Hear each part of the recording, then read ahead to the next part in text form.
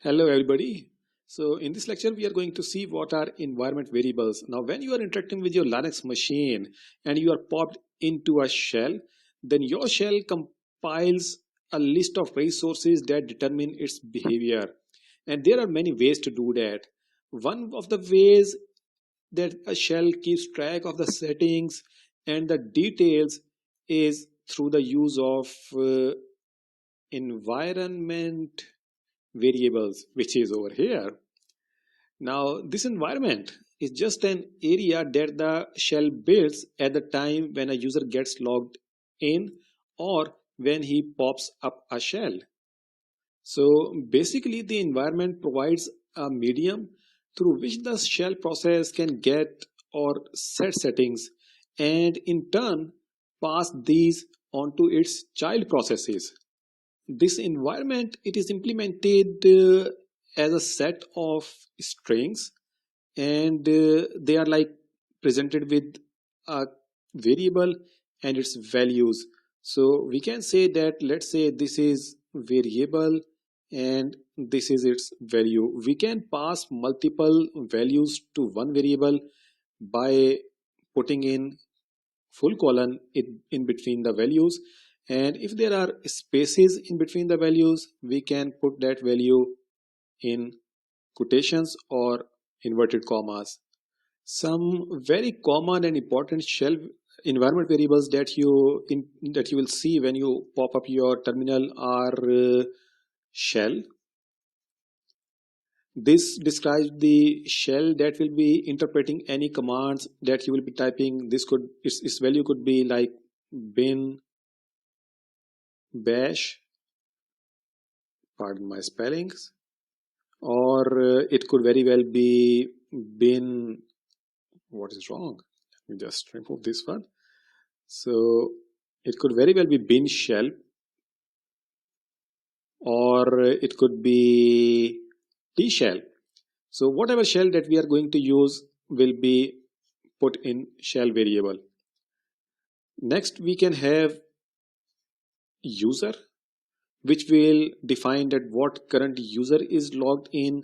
We can also have terminal, what terminal we are using, for example maybe X terminal. Then we can also see what will be the present working directory, what will be the colors that will be shown in that terminal, what is the mail path, which is normally where, then spool, and then mail, and then username, whatever is that. And an important variable is the path. This path defines that if we have got this path and it has got certain directories in there, then all the directories, then all the files in those directories will directly be accessible through the command prompt, and I'll show you what does I mean by that. We can also see the home directory variable in the environment settings. Depending upon our requirement, we can create our own environment variables, and it's pretty simple to do that. We simply type in, let's say maybe we want to create a variable by the name of variable1, and we want to assign it a value of let's say maybe give it a name of let's just call the value as test variable. So we can write it inverted commas test variable.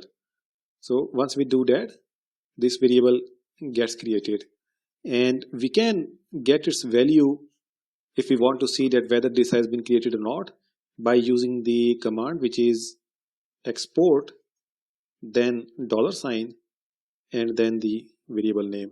Once we do that, we should ideally be seeing that this test variable value, which is the value against variable1, should be printed on the line. Now let's head over to the terminal and see what are the environment variables and how we can create one and set for our particular needs. So here we are, I'm using Ubuntu distribution. If I type in uname -a, we can see that I'm using Ubuntu distribution, which is Debian based. And if I type in env, which is short for environment, and I press enter, then we see that at the moment this.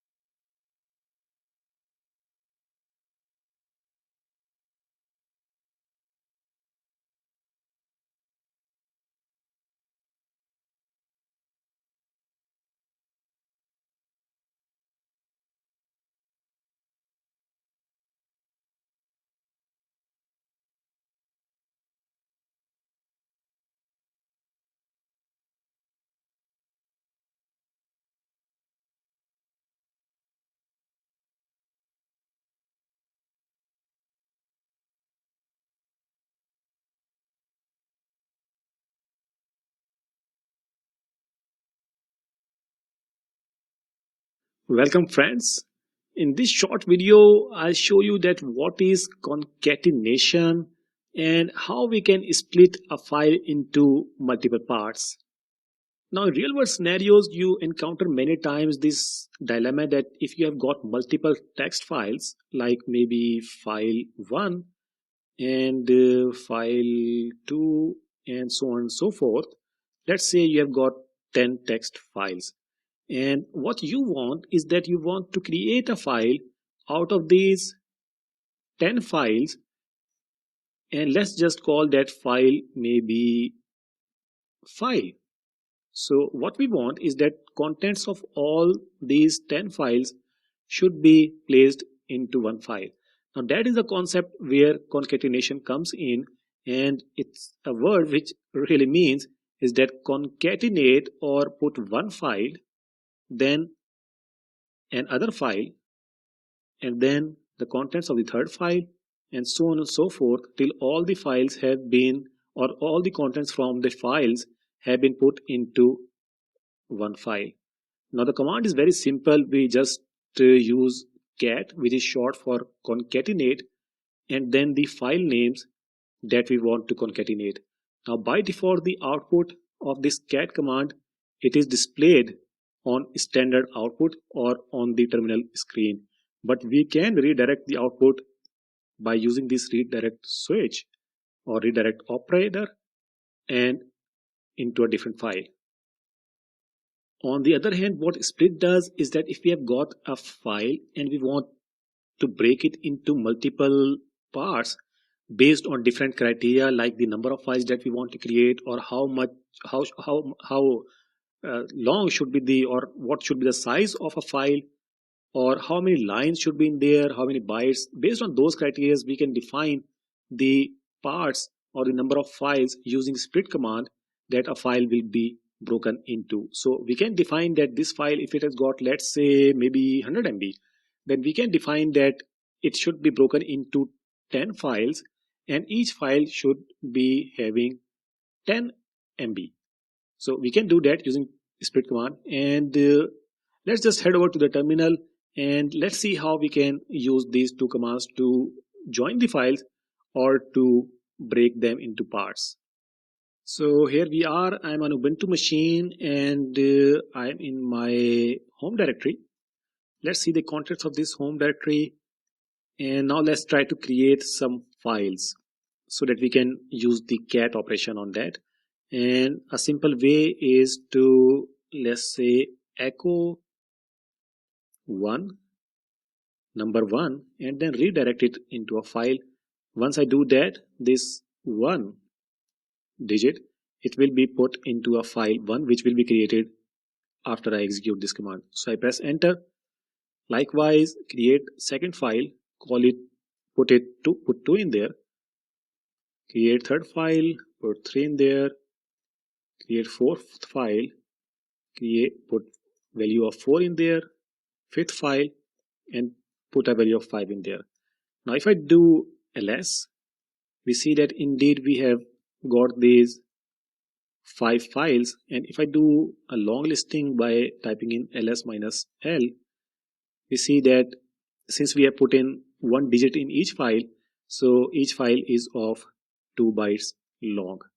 Now let's try to see what's the output of cat for all these files if you want to join these files.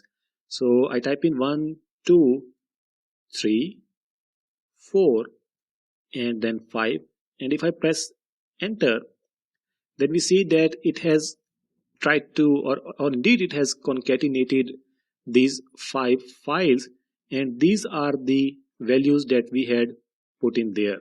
So these are not the file names, these 1, 2, 3, 4, 5. These are the values that we have put into these 1, 2, 3, 4, 5 file names, and these are the values 1, 2, 3, 4, 5.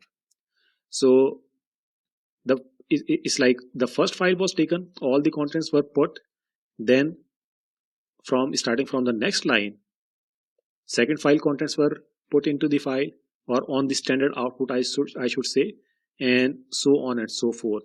Now if we want to put the output of this into a separate file, to a file, we can do that, and by typing in it maybe output. So once we do that, and now if we have a look at the contents, I can do that by typing in cat or concatenate. It's just like more. We can do the more command to see the output, or we can do vi to go into the editor mode and then see the output, or we can simply use cat command so that whatever is written in that file should be displayed on the standard output. So I type in cat and output, and indeed we see that the contents of the file have been concatenated using that cat command and put into output file. Now if I do an ls, we see that we have this output file, and let's try to do one thing. Let's just remove these 5 files.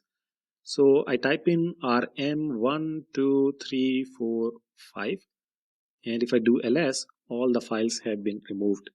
Now what I'm going to do is that I'm going to use the split command, and let's try to split this output file into a byte size of 2 each, because now we know that each number is taking 2 bytes, and also give it a suffix. So let's try to do that. Let's use the split command and define a byte size of 2 and give the suffix with a length of a. So I type in minus a1, and this a1 means that if I'm using a suffix, then how many characters should be appended after that suffix.